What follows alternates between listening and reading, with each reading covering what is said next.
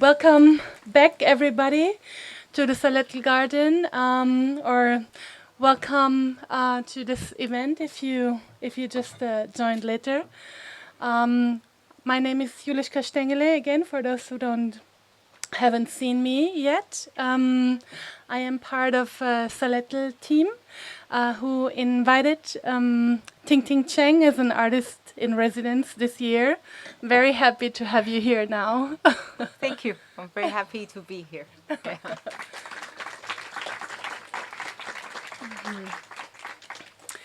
Yes, so we're gonna talk a little bit about, for one, a little bit about the like your time here, the work that you did, like what you so some of you just saw the performance. We will get to see the video loop later in Salettl, and yes, and then also a bit about your time here on the community farm in general. Maybe let's start. Let's start with that. We invited you here, like on the topic of utopia, like to work on. This is the utopian island you have built, and now also, let's say, inhabited with in collaboration with the swimmers you had. You want to talk a little bit about your vision, your ideas about utopia. Okay. So I think as an artist or as a Taiwanese, I don't know as what, but I think utopia has been something in my mind for a very long time. Not necessarily like the concept of the word utopia, like utopia as itself, but also like kind of like in a way of like social movement, more realistic sense. And for example, when I was at Goldsmiths, I was working with two other artists in a group show. We are like working on the subject of utopia as well. And again, speaking of utopia, it's hard not to talk about dystopia, etc. I think like how do we go to the places we want to be has been, I think that's probably a more precise term, like has been something I am interested in. And so for this particular project, I probably could go back to in 2020.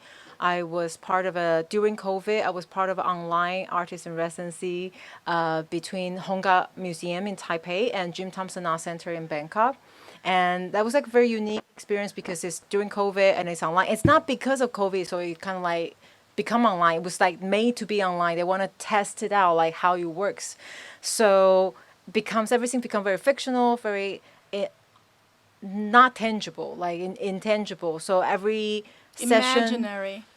in a way, yeah, I guess like every session we had was through Zoom or Google Meet and all this. And so at the time, I picked the concept of island. And not only Taiwan is an island, and I think Thailand is also one of the country has like massive, like thousands of islands. And so at the time, I kind of like trying to develop this island. I particularly actually chose one island in Thailand called Koh Phi Phi Lay, which is an island was where the movie The Beach was made. And it's long story short, it's very ironic. I don't know if anyone watched the movie, so it's kind of talking about this island supposed to be utopia, but once you arrive in, it's no longer utopia, kind of like about this concept. And ironically, also because of the movie, the island becomes super populated by tourists, and it kind of damages the nature to the point they have to close it up. So it's all this thing, and because of COVID, and because it was closing up, so the nature kind of comes back. So I feel like it's a perfect example about this. It's this island, like it's concept of utopia. Once you arrive there, it's no longer that perfect, and then once you leave it, it's perfect, and it's kind of become this thing. So I kind of was dealing with this concept. So I made several things, but one of the things I really like is I made with my partner. We made a computer game. So you can use left and right button to try to swim into an island. It's animation. And then to also talking about it, that was inspired by, at the time, Thailand has a social movement. So there was a massive protest against the government, the royal family system, etc. So they closed, there was a big event in parliament, they closed all the roads. They don't want protesters to go to the parliament. So there are two protesters, they swim to the river with the petition in their bag, with a plastic bag. It's very funny for me to watch that footage online, and they swim to the parliament. And then I feel like that was such a, I don't know, significant move. And I really like swimming. And so I was thinking about, if Utopian is an island, then aren't we all always swimming? Like, we're always in water. Because technically we can never arrive Utopia. So we're always in water, and swimming as a metaphor, or even in the case in Thailand, an actual gesture of social movement or protest. So I was fascinated by that. So back to the computer game. So we made a game that you can keep swimming to the island, but the trick is actually you will never arrive. Yes. Yeah. And here you did decide for the you did decide for an arrival, for an actual arrival of the utopian island that you have built.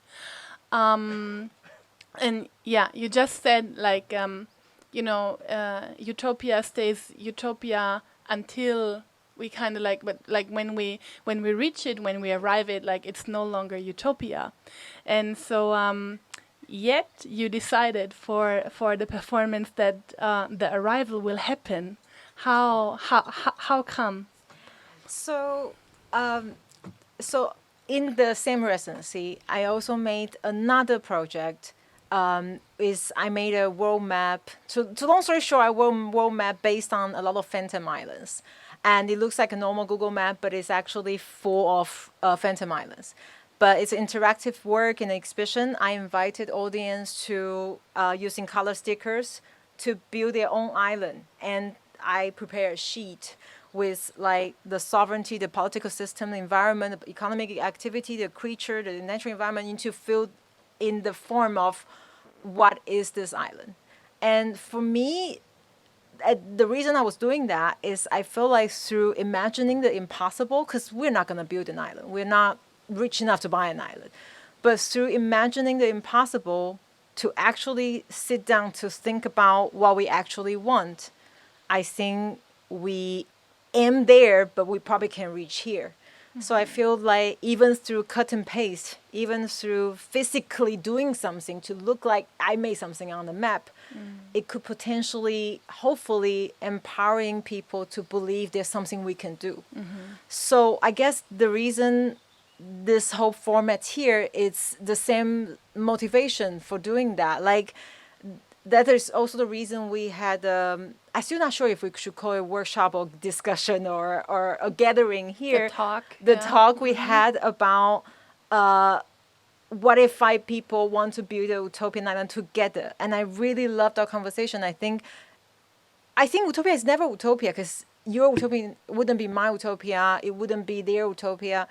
And I think to think about there is a world that everyone's satisfied, I think it's too naive. But I also think it's important to keep debating. That's the reason I think the discussion is as important as physically arriving, physically thinking about what do I put upon, what do I want to put on this island, what do I want to contribute on this island. To make physically making is also to know that it will never be, but just to do is also important, I guess. Yeah. No, so I like what you said, that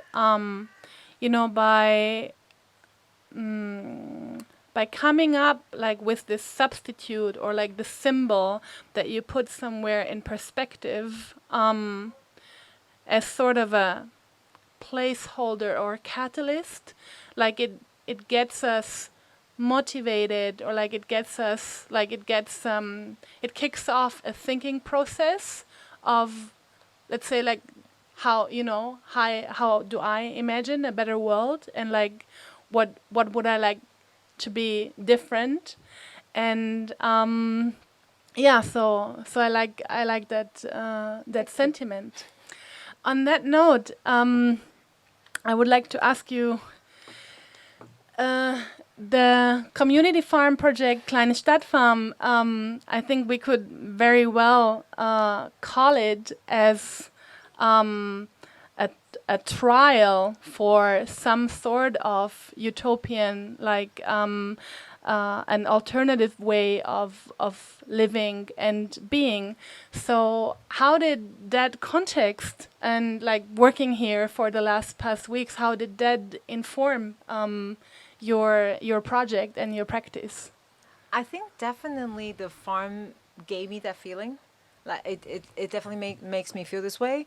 And even Quentin, one of the swimmer, we were talking earlier, like on the shore, like talking about like Austria as a country, Vienna as a city, and then like, you know, as more and more to this farm of how in a way potentially smaller group are more easier to reach a certain aim of utopia. Like there are certain things that are easier to reach, and I feel like it's really interesting to observe in the different scales, such as the farm, probably in Donaustadt or Vienna or Austria, etc. And it's my second time in Vienna, but last time I only stayed like 4 or 5 days. I don't think that counts. So it's definitely, I would say, probably my first time, and definitely first time here. And I feel like I learned a lot just by like everyday life. Like Suzanne was showing me her bees. That's really cool. And like to see all the animals and how, you know, Anna was showing me the farm in front of here. And I think it's really, yeah, I think it's definitely at least a trial, an attempt to create a certain utopian community for the residents and the people who work there. Yeah. Yeah, thank you. um, you just said that there was a little interview, like a discussion with the swimmers that you invited to participate in your performance. This is also like what we and the public like later can see in this video loop in Salettl, right? And so since you asked us a lot of questions there, how we relate to water, like what does swimming and water mean for us? I'm curious to hear that from you. Actually, despite I really like swimming now, I actually only learned how to swim as an adult. Like as a kid, like I kind of know how to, but I don't know how to change breaths. So I can swim for like 1 minute and that's it. And I stand up and then swim again. I never officially trained swimming. And so earlier we were talking as well, like about how in Taiwan, swimming culture and the swimming culture in Europe is really, really different. And I think we mostly swim in a swimming pool because the water in Taiwan is not as peaceful. Because the geographical situation, all the rivers are very fast and the ocean are very wavy. It's just not that friendly in a way. And I think it's definitely culture too, culture plus nature, etc. So, but I really, I really enjoy swimming once I know how to, and I almost like the fact that I was never officially trained. So I kind of swim in my own way. There's no correct way of swimming. No one ever told me what is the correct way of swimming. I just do, and I believe I'm a good swimmer by now. And I also like this feeling of, I think in the water made me feel like I'm surviving. I don't know why water keep reminds me of surviving because Yeah, you mentioned it, like swimming as a survival strategy, as a social movement. I think in the air you can relax and you live, but in the water you need to really remember to survive. Like if you don't do effort, you're gonna drown. So there's a feeling of, I don't know, I feel like, I guess it's also a bit like life. You're constantly in the process of drowning and surviving. Like you either drowning or surviving. Like it's not easy, but it's also empowering, I guess. Yeah. Yeah. The moments you suddenly remember that you can swim is the title of your work. Where does it come from? It actually comes from somewhere, Yeah, I thought so. but I don't know if anyone who doesn't like the thing will makes me sound a bit shallow because actually comes from the TV series I really like. Uh-huh. Anyone know? Because actually a friend of mine guessed it. I was asking on social media. It's from BoJack Horseman. I was inspired by that. There's one episode I really like, and he was it's on his mother's funeral. I don't know if anyone remember. Yeah. And he was talking about, he was using swimming as a metaphor. Like he was talking about how he and his family, his father and his mother and himself, are constantly drowning. But there was only one moment when his mother was dancing. There's one moment as if they suddenly remember they can swim. That there was only one moment they don't feel that they were drowning. And I felt like that was the moment I'm hoping I can always remember. And Like being reminded of your own power, your own Yeah. capability, like in that direction. yeah, I guess Yeah. so. Because I guess I'm not a very optimistic person. And I feel like this, I kind of feel like life is actually difficult. Yeah. And so I don't want it to make it like so, rainbow and unicorn, like we can do it, this utopia. It just, life sucks, but we also remember how to swim. Kind of feel like that. Yeah. No, wonderful. That's also, I was like, I was really thankful to learn from you about this, example from the two swimmers, like from the protest, like, as you said, like they were blocking off the roads and everything, like they closed kind of like every possible way for, or apparently like every possible way how people could like protest and like stand up for themselves and do something. And then those two, like, they remember they could swim and there is a river and they utilized it. So yeah, I really like the sentiment, and I will carry it with me. Yeah. Thank you. I was really moved by the video when I saw it. I think it's really epic. Yeah. I would be curious to hear a little bit from the swimmers about the symbols for their utopia that they placed on the island.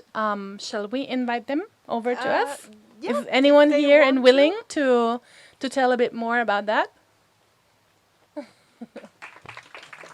Should I sit here? Yeah, maybe, and then you can sit with me here.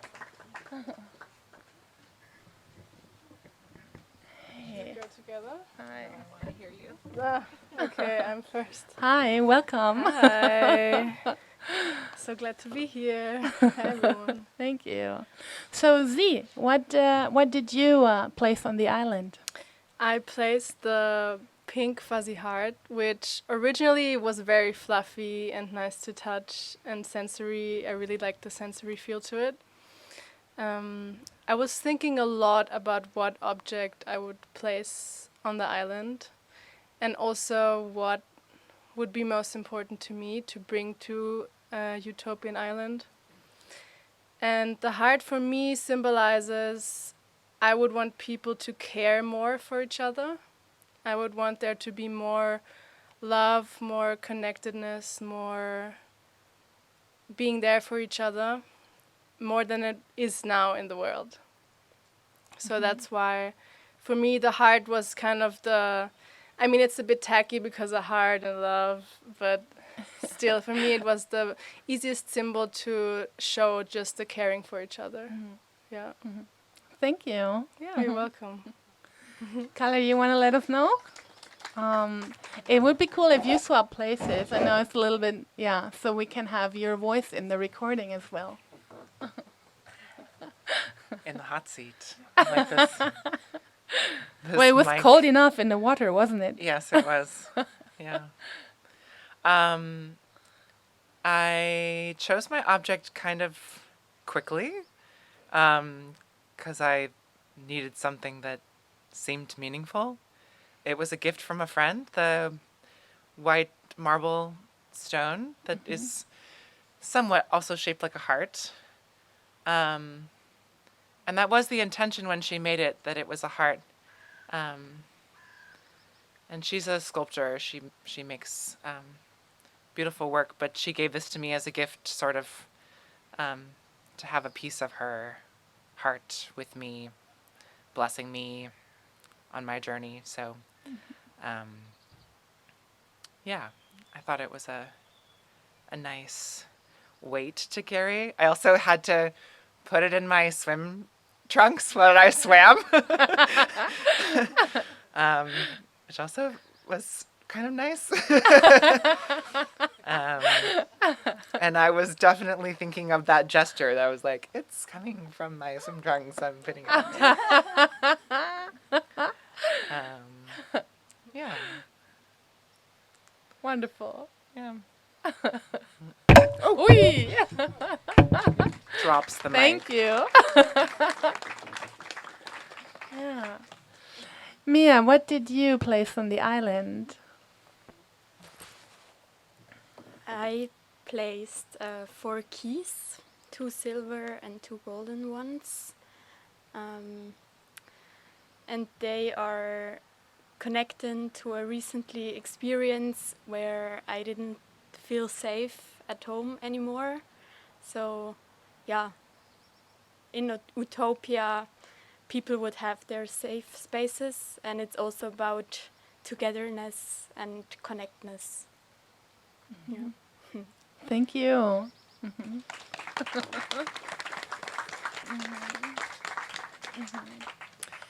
And the last object is has been placed by Johanna. Do you want to say something about it, or you want to keep it to yourself? No pressure.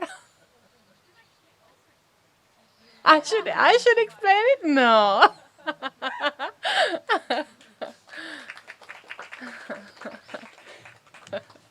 I actually didn't want to talk. Shit. Well, you don't have to. No, it's fine. I initially didn't want to like I wanted to swim, but I couldn't do the talk, and then we kind of swapped because you did the talk and I did the swimming. And then I thought, okay, we maybe do an object together because it's like some kind of thing together. But then I started thinking about like how serious should I take this? Like, of course we can think about this like also this hard thing like climate change and how do we want it better and stuff. And I thought, okay, let's see it more in a fun way.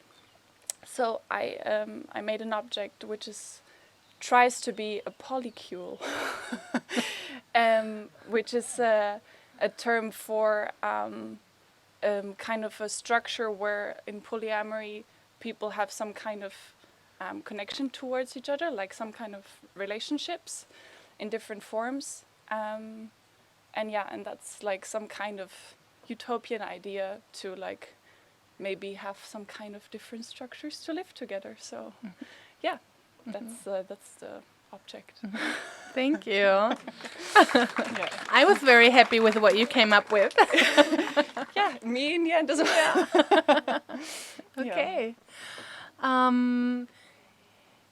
Yes. Are there any questions or comments to the artist or some of the swimmers?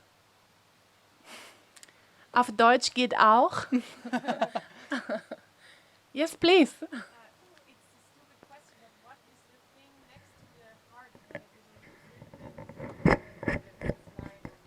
Oh yeah, one swimmer is missing. Do you want to explain? No.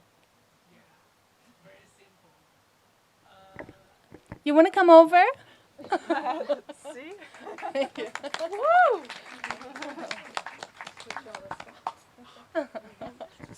Thank you. Okay. Very simple. It relate to island, relate to Thailand, relate to cooking, relate to eat, relate to a herb from everywhere. So I always collect like different seed when I travel. And by coincidence, this time I collect the basil seed from Thailand. So it's a symbol of this island because the idea from the Ting Ting is the island from Thailand. So this is what in the beginning my brain and in my thoughts, and then actually I have another idea, but actually I give it up. The first idea was a tiger.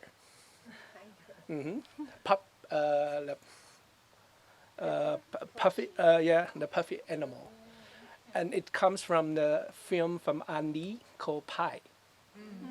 The life of the tiger. I love Yeah. the tiger. Yeah, yeah. What would it have been symbolized for you? The tiger on the tiger on the Utopian island. I think it's tiger is a very active animal, also a very quiet animal, and it's really extreme. You can say when tiger needed, then the tiger can be very active when they hunt the animal or what they need. And I think this is what we need when we are alone or with the people on the Utopia Island. And calm, because you need to think, the Utopian Island for me is also a bubble. So you close yourself. I think tiger always do that. Yeah. Okay. So I have two, but I only can bring one. So I bring the practical one. The seed of basil. Thank you so much. Thank you.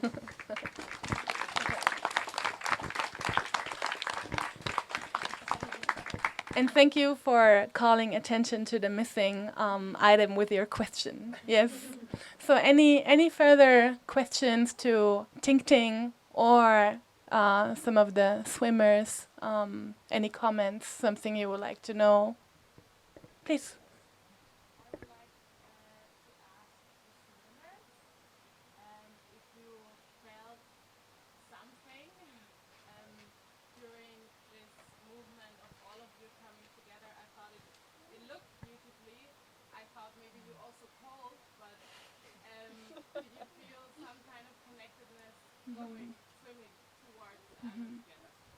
I will quickly repeat the question so we have it on the recording. So the question is how it felt to be together in the water, like to come together on the island, how the experience, like the togetherness, this moment of arrival. Yeah. Mm-hmm.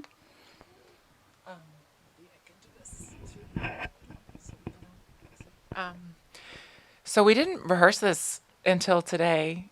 And actually during the rehearsal, we were swimming back to the island and I was in a backstroke and Ting was swimming forward and I just accidentally like put my body on her body.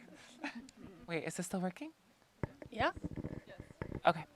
And then when we did the swimming towards, I made eye contact with you and I noticed that there was like, I don't know, kind of this cool, like synchronicity of coming at the same time, and then I touched you accidentally. I was like by stroking you, yeah, which seemed like it like would happen because we're in the same space, but like I wasn't thinking about other bodies. I was like, oh, I'm swimming towards this thing, so yeah, but I was. Intrigued by the coincidence of touch. Yeah. Well, thank you for the question. I think it's interesting because while swimming, I felt very connected to the water and not necessarily to the people around. Because for me, I was sick today, so I didn't do the rehearsal. So it was actually the first time for me to be in the water. So the moment of swimming towards was very much homecoming to the water, and we've been talking so much about water and going in, and finally the moment was there. And then when we were actually around the island, that's when I felt like, okay, wow, we're all here. Everyone arrived at the same time. I don't know, I felt like we were in sync, and that was really nice. Yeah, that moment. So, yeah, everything by coincidence today, actually.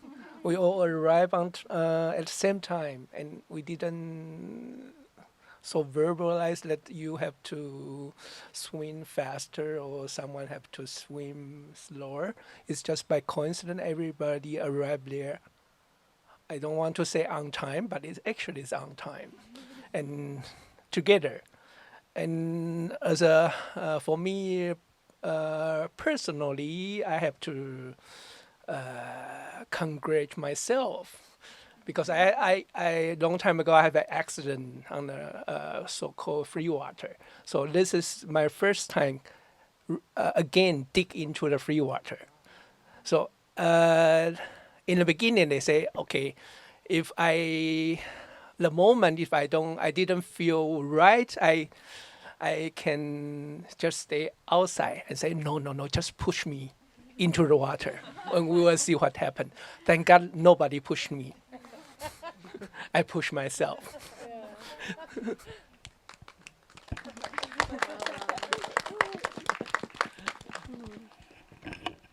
For me, it was also really this moment when we arrived at the island and we kind of watched each other. We looked into each other's eyes and we were smiling, and it was, I don't know, that was a very beautiful moment to me.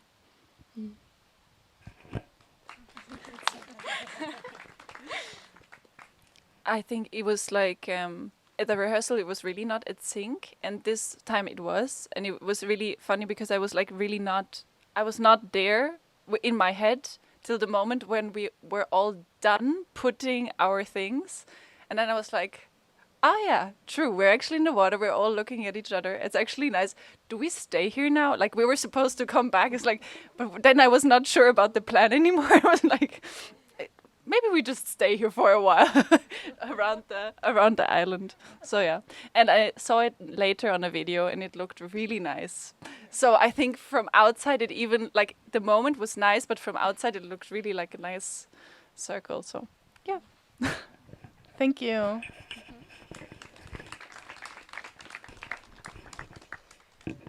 Yes, maybe we have time for 2 more questions or comments.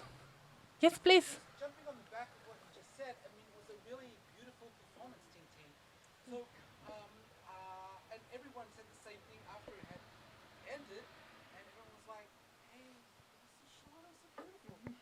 So, like, you know, was that a planned duration, or did you imagine it to be something else other than what we experienced? Should I use this one? Okay. Do you want to repeat the question or? Okay. No, you Okay. can just reference it in your answer. Okay, so because so first answer is definitely expected. So because this I stay here for months and I cannot jump in the water actually on the first day, and so I've been placing the island by myself. I actually played the 5 rows by myself several times. I try to locate the island in the middle and try to make sure all this distance are relatively equal. So yes, I knew it's gonna be like 1 to 2 minutes swim.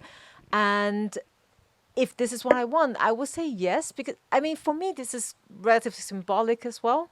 But actually only today, and because Z was sick, so actually only until the official performance was my first time seeing 5 people swimming to the island as well. I felt really moved as well, like despite how many times I rehearsed myself, and it's still, I don't know, for me at least, there's still a certain power there. Like I actually feel moved. I can't really explain.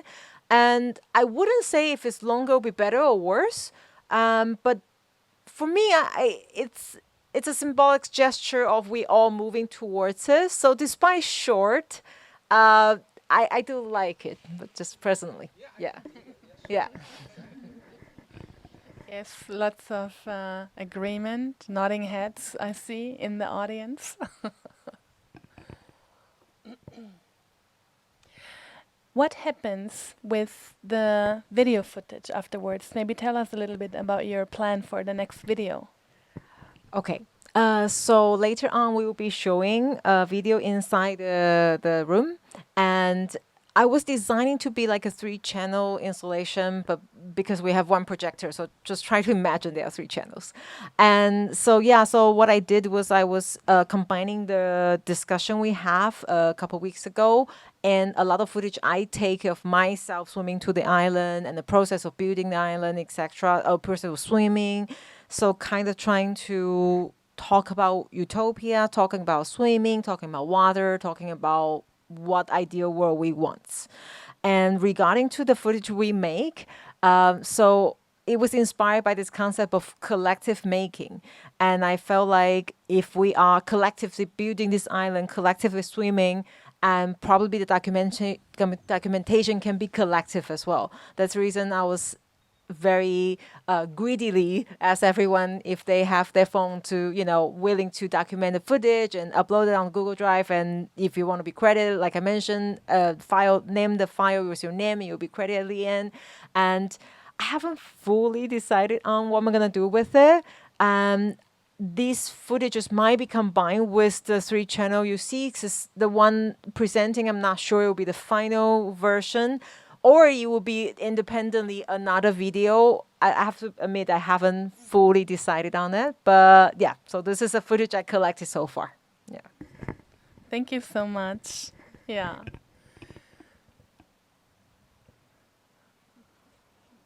Well, then I would like to thank each of you. Yes, thank you for doing this and for elaborating a little bit more on your process. There surely is more opportunity, like tonight, like this afternoon, evening, to talk more informally about these topics. Yeah. Thank you. And now I would like to swap my my talk guests here and invite Irene and Philip from sol.lab.zones on the sofa, please. Thank you.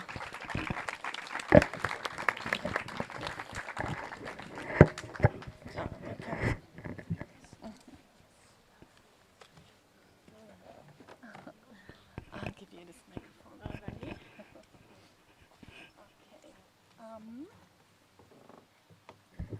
Hi. Hi. So, wir können eigentlich auf Deutsch sprechen, oder? Ist es dir lieber? Wie sollen wir? I was thinking maybe because of the artist we should keep in English, if that's fine for both of you. Yeah, we can for keep you it. all fine. Okay, great. Yes, so you will provide us with a wonderful buffet very soon that is already waiting behind us, behind you, sitting there. And yeah, tell me a little bit about like who is sol.lab.zones, what are you doing, and what will we be eating? So sol.lab.zones is a platform where 3 associations are working together. So my association, or it's a small project, also artistic project, is called Solar Manufaktur. And I am cooking with the sun, with directly energy, so from the sun. So it's in a way an utopian project also, because such a day like today, I was of course not cooking with the sun, but I was cooking with my neighborhood, and this is this project, Mosaic. This Philip. Yeah, the project Mosaic is a woman association, more or less, and we are doing. We cook with the women in an art therapeutic way. So we try to build a safe space with them. The most of the women, they migrated to Austria. And yeah, we try to build a safe space and try to give them empowerment. And together we create beautiful food and very delicious stuff. And together with Irene and also other projects as well, we are sol.lab.zones, and yeah, we try to make a difference with the cooking we do, and as a social project, more or less, right? And it's also the question about where is food coming from. It's also about how are we cooking. Of course, with solar cooking, you cook in the open space, you cook at the street, in a school yard, to cook everything outdoors, and this is making also the cooking as a political action. And it's also important for opening new spaces, like what are you cooking, what are you doing here, how this works. Is a magical act of maybe non-lens. Sometimes it's like surrealismus to cook, with the sun. But but you have a big parabol mirror and parabolspiegel that you carry, or several of them. Exactly. I Yeah. wanted to say it's that magical because you have a huge cooking device which you build up in the open space, and the people just see that and they think, wow, that looks like an UFO or something like that, and they come to you and they ask you, what are you doing? And then it's a very social way to cook in a way. I really enjoy that especially in our space in the Tusumia, we're doing our projects at an art space in the 10th district, and and it's more or less inside a park, and it's an open field. The people can come by and ask questions, and I think that's very important for the project as well, that the people see it and taste it as well and see, oh, okay, there's a different way to cook my food, because I mean, the most of you usually put on the gas or the energy to produce food, right? Yeah, and maybe as an idea from the meal, what we took today for you, it's something rescued here, so something from Robin Foods. It's something cooked by children in a schoolyard. There is also something for today cooked from the project Mosaic, but there is also something fermented from Blubbergarten. Yes, this is your third collaborator in the sol.lab.zones, right? Yes, because our field is in a way energieautarkes kochen. So how could you cook without energy consume? And how do you do that in a day where it is so cloudy that you cannot cook with the energy of the sun? How does it work? So it's something related to pre-cooking. So I was cooking the days with sun. So in a way I have something cooked so that I can elaborate for today. Then neighborhoods who can cook with with strong, and so for some rice like today, also cooperation with Robin Foods, things that are cooked from before, and of course I'm very sorry because I don't have the displays of solar cookers. And I think this is also an experimental project, and the objects are also. It's something about mirroring, because solar cooking it's a low tech, so you can really cook only with a mirror, something black and something glass. So it's an experimental project with things, with materiality. And you're mobile. You transport everything on the bicycle, on a Lastenfahrrad. Ich weiß nicht, wie sagt man das auf Englisch? Yeah. Bike trailer, or something like that. Yeah, these two bikes are from us, and I have to say thank you to you, because it was for me also a dream to cook here. And I mean, we couldn't, but I think we will. And this is a great place to cook, and you are solar cooking, but also your project is not only that you are cooking, it's that this being together and this the social aspect of it, this connectivity, and maybe the time is going in a way slowly. Well, thank you so much for coming out here and for preparing this wonderful, deliciously looking food for us. I would say the buffet is open, no? Yeah, no. And we have to prepare. I mean, it's finished, but we go there and then. Yeah. So thank you. Yeah. Yes. Yeah, so thanks again to you as an audience for coming out, for being curious, for sticking around, and yes, to all the artists for putting on the program. Enjoy the afternoon in Salettl Garden.